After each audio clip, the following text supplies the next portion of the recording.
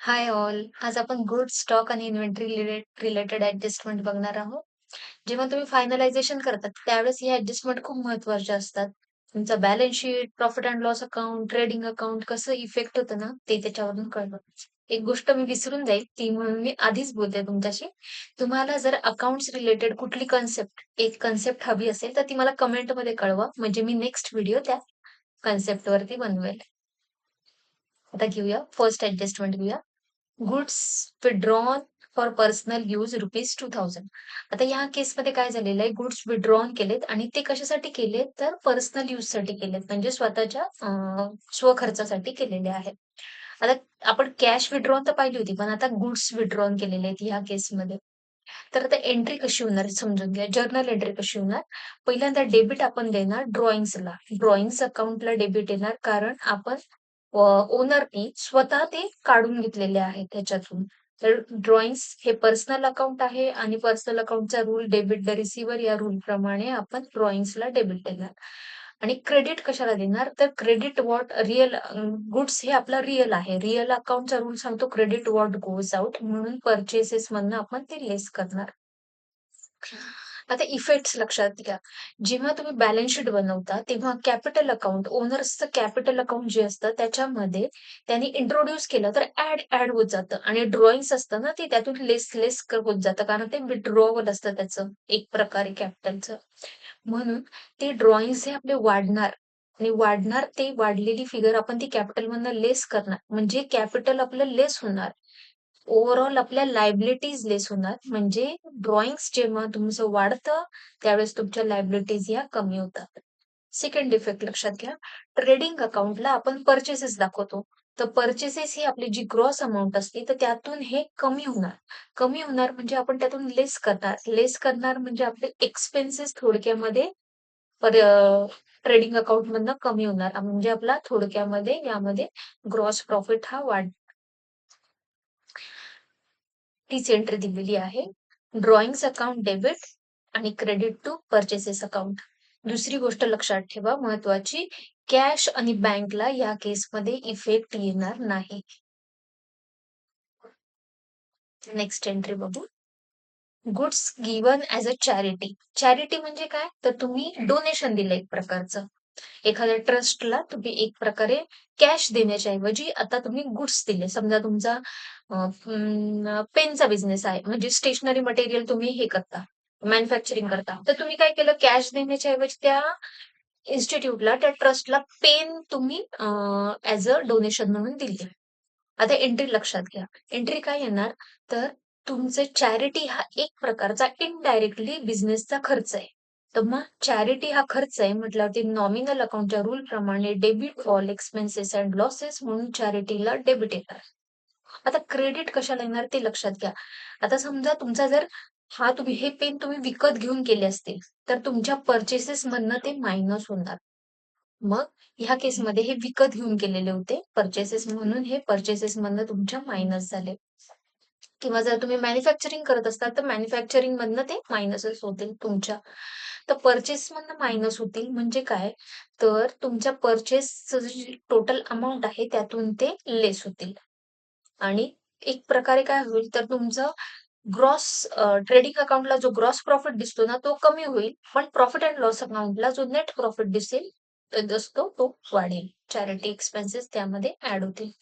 या केसमध्येही तुमच्या कॅश बँकला कुठे इफेक्ट येणार नाही. आणि दुसरी महत्वाची गोष्ट, तुमच्या बॅलन्स शीटच्या ऍसेट्स आणि लायबिलिटी साइडलाही कुठलाही इफेक्ट येणार नाही या जर्नल एंट्रीमध्ये. थर्ड एंट्री बघूया. Goods distributed as free samples. Free samples म्हणजे का करतो आपण? आपण एक प्रकारे आपल्या बिझनेसचं ॲडव्हर्टाइजमेंट करतो, प्रमोशन करतो. आमच्या बिझनेसमध्ये या प्रकारचा माल तयार होतो. एक सॅम्पल आपण सगळ्यांना देतो फ्रीमध्ये. आता असे जेव्हा सॅम्पल्स फ्रीमध्ये वाटले जातात, हे एक प्रकारचं बिझनेसचं ॲडव्हर्टाइजमेंट असते, प्रमोशन असतं. म्हणून हा सुद्धा एक प्रकारे इनडायरेक्टली बिझनेसचा खर्च असतो. आता खर्च आहे म्हटल्यावरती नॉमिनल अकाउंटच्या रूलच्या प्रमाणे debit all expenses and losses म्हणून प्रॉफिट अँड लॉस अकाउंटला तुमचा ॲडव्हर्टाइजमेंट एक्सपेन्सेस हा डेबिट होईल. एक प्रकारे तुमचा खर्च वाढेल आणि नेट प्रॉफिट हा तुमचा कमी होईल. सेकंड इफेक्ट लक्षात घ्या. ह्या केसमध्ये सुद्धा तुम्ही पर्चेसेसला क्रेडिट करताल. कारण का तुम्ही ते गुड्स एकतर मॅन्युफॅक्चर केले असतील किंवा स्वतः पर्चेस केले असतील आणि तुमचं प्रमोशन करण्यासाठी की तुमचा सेल अधिकाधिक वाढावा म्हणून तुम्ही हे फ्री सॅम्पल, फ्री टेस्टसाठी दिले असतील. तर त्यामुळे त्या पर्चेसच्या कॉस्टमधून ते मायनस होतात. ना तुमचा तो सेल आहे, ना तुमचा तो रिटर्न आहे. म्हणून तो डायरेक्टली तुमच्या पर्चेसमधनं लेस होतील. पर्चेसमधनं लेस झाले तर ऑटोमॅटिक तुमचा ट्रेडिंग अकाउंटचा ग्रॉस प्रॉफिट हा वाढेल, पण नेट प्रॉफिट मधनं हे तुमचे हे डेबिट होईल आणि नेट प्रॉफिट हा कमी होईल. लक्षात ठेवा महत्वाची गोष्ट, या केसमध्ये सुद्धा तुमचा कॅश बँकला कुठलाही इफेक्ट जाणार नाही आणि बॅलन्स शीटच्या ऍसेट साइडला किंवा लायबिलिटी साइडलाही कोणताही इफेक्ट येणार नाही. पुढची एक महत्वाची ऍडजस्टमेंट लक्षात घ्या, क्लोजिंग स्टॉक. ही क्लोजिंग स्टॉकची ऍडजस्टमेंट आपण मोस्टली इयर एंडला करतो, फायनान्शियल इयर एंडला. मग क्लोजिंग स्टॉक हा तुमचा ऍक्च्युली तुम्ही फिजिकली काउंट केलेला असेल किंवा जे काही तुम्ही रेकॉर्ड मेंटेन करता, तर त्या रेकॉर्डच्या जे तुम्हाला दिसतंय रेकॉर्डमध्ये, तर त्याप्रमाणे तुम्ही तो क्लोजिंग स्टॉक हा ठेवलेला ती फिगर तुम्ही त्याच्यामध्ये घेणार आहात. मग आता ही क्लोजिंग स्टॉकचे इफेक्ट सगळ्यात महत्वाचे लक्षात घ्या. डेबिट काय होतं, तुमचं क्लोजिंग स्टॉकला डेबिट होतं. क्लोजिंग स्टॉक हा रिअल अकाउंट आहे. डेबिट व्हॉट कम्स इन ह्या रूल प्रमाणे तुमचा क्लोजिंग स्टॉक हा डेबिट होतो आणि सेकंड इफेक्ट हा तुमचा ट्रेडिंग अकाउंटच्या क्रेडिट साइडला दिसतो. जर तुम्ही बॅलन्स शीट ट्रेडिंग अकाउंट एक फॉर्मॅट डोळ्यासमोर आणला तर तुम्हाला इथे दिसतं वरती सेल्स असतात, त्याच्या खाली तुमचं कॅरेज आउटवर किंवा ट्रेडिंगशी रिलेटेड जर काही इन्कम असेल किंवा खर्च असतील तर ते असतात आणि शेवटी तुम्हाला क्लोजिंग स्टॉक हा दिसतो, क्लोजिंग स्टॉक.